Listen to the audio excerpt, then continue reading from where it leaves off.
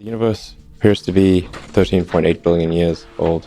Earth, like 4.5 billion years old. In another 500 million years or so, the sun will expand and probably evaporate the oceans and make life impossible on Earth, which means that if it had taken consciousness 10% longer to evolve, it would never have evolved at all, just 10% longer. And I wonder how many dead one-planet civilizations there are out there in the cosmos that never made it to the other planet and ultimately extinguished themselves or were destroyed by external factors.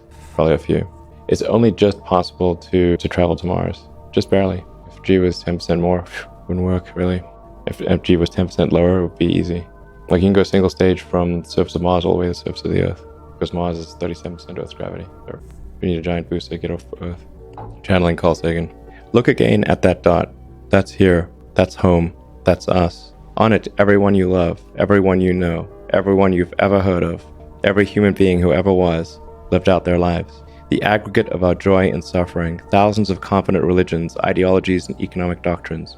Every hunter and forager, every hero and coward, every creator and destroyer of civilization, every king and peasant, every young couple in love, every mother and father, hopeful child, inventor and explorer, every teacher of morals, every corrupt politician, every superstar, every supreme leader, every saint and sinner in the history of our species lived there, on a mote of dust suspended in a sunbeam. Our planet is a lonely speck in the great enveloping cosmic dark.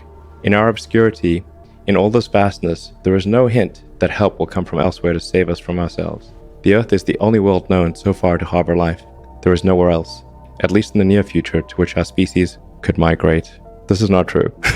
This is false. We're too subject to natural disasters and our own folly, and if the species is going to survive, we kind of have to escape. It's mostly about the species. I mean, there have been some real doozies of massive meteors and super volcanoes and continents moved all over the place, and Earth's been a snowball and super hot.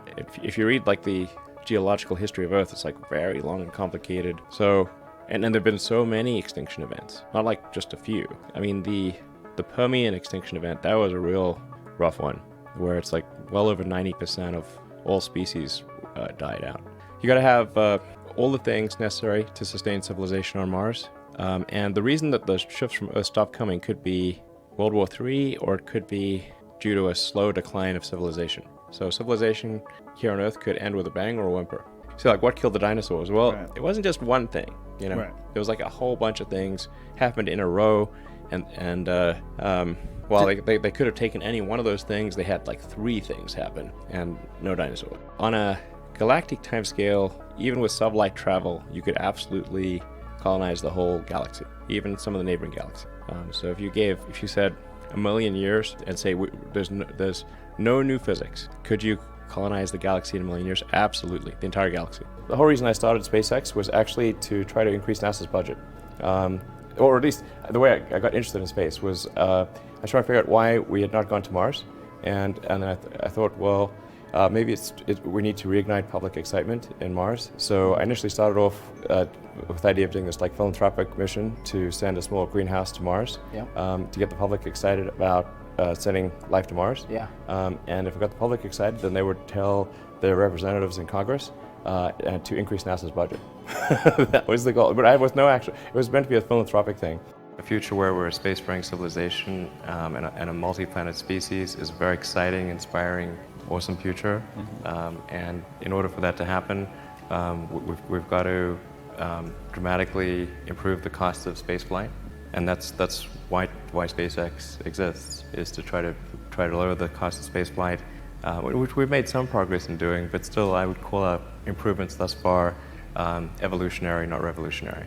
But with a lot of continued work, I mean, I think there's the potential for order of magnitude or greater improvements. Reusability being key to all of that, of course. And and then hopefully, if we can keep improving the cost of spaceflight, then eventually, if that trend is in the right direction, it could be leading to a city on Mars. And certainly along the way, a lot of activity in low Earth orbit and the moon and lots of other exciting things. I don't really like risk for risk's sake or anything. And I do think that a lot of things are very risky with a low chance of success. But if you want to try to come up with an innovative breakthrough, that's going to be how it is. anything which is significantly innovative is going to come with a significant risk of failure. But if you've got to take big chances in order for the potential for a big positive outcome. If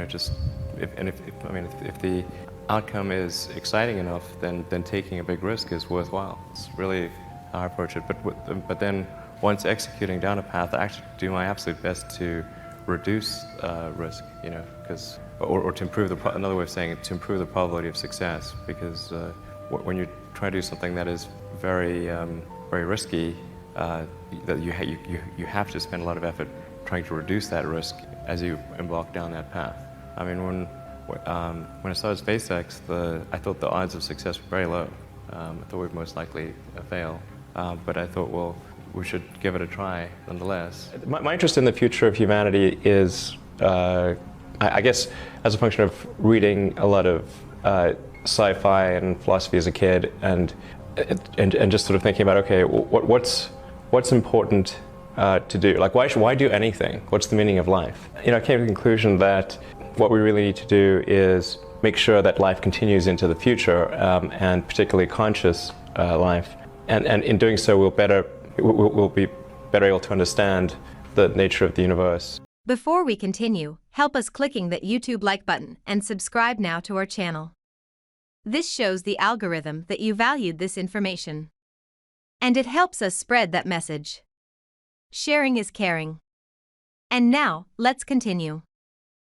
What to do in such a situation? Inform yourself and keep your financial education strong. We from the Compact Group offer our loyal subscribers a free educational portal with first-hand monetary, financial, and economic knowledge. Enter our invite-only Insider Club by clicking the link below. You will get access to first-class information far earlier than the rest.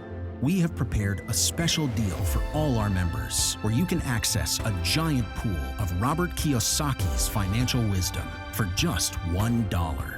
To find out more, simply click the link below and join our Insider Club absolutely free. But there is more you can and should do. Build up several streams of income. More and more people realize that they have to take their future in their own hands, but they don't know how and where to start. We from Compact offer our Insider Club members unique opportunities. Strengthen your financial muscle and get the edge. Click the link below. Become part of our free Insider Club. No financial obligations. But there's one important thing you have to know. You have to become active. So do it now. Become active and see you on the other side.